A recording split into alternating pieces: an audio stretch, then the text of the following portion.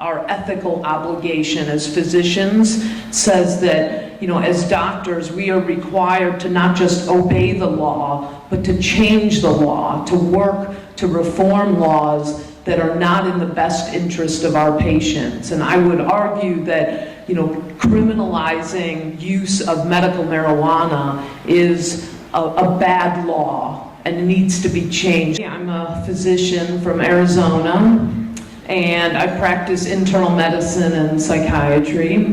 And I'm also, I was a professor at the University of Arizona. I was at the College of Medicine there for almost 10 years. Unfortunately, I was at the forefront of some of the most controversial research at the university, and eventually was fired from that medical school after years of battling the administration there to try to get this research underway. We created a political action committee called Americans for Scientific Freedom. This was also something the university was deeply concerned about. So in the US, we have more military veterans who die by suicide than die in active duty. It's unbelievable. We don't know how to treat post-traumatic stress disorder in the US. Here is a great illustration, right? One of our veterans painted this, and I just thought this depicts better than anything else I've seen what our military veterans are dealing with, right? They're drowning in pill bottles and pills, and suddenly they discover marijuana, and it saves their life. That's what they keep reporting. How can we ignore this mountain of anecdotal evidence? That's why our study is so essential, because it's the first and only randomized controlled trial in the world looking at whole plant marijuana for PTSD.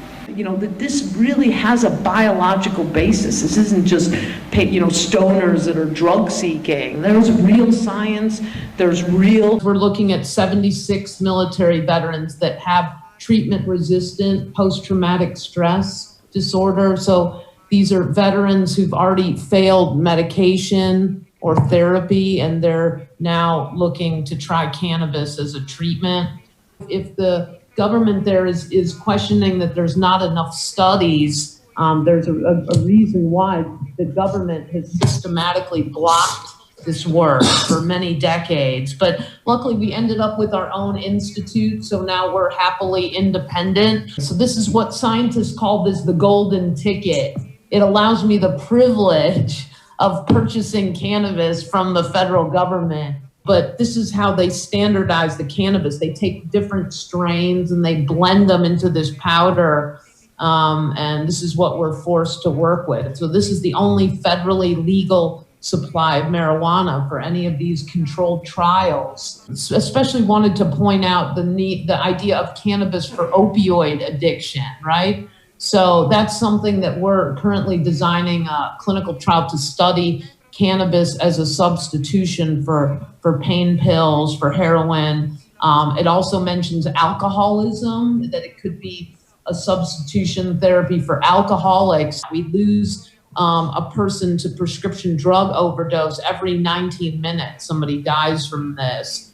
So in the veteran community, among our military veterans, they have a 33% higher rate of prescription drug overdose, partly because we give them so many pills to use, that in states where medical marijuana is legally available, the patients are choosing that as a safer alternative to all the opioids and other things that can kill them. One of our colleagues followed 80 veterans through the New Mexico medical cannabis program, and they found a 75% reduction in PTSD symptoms using just cannabis alone.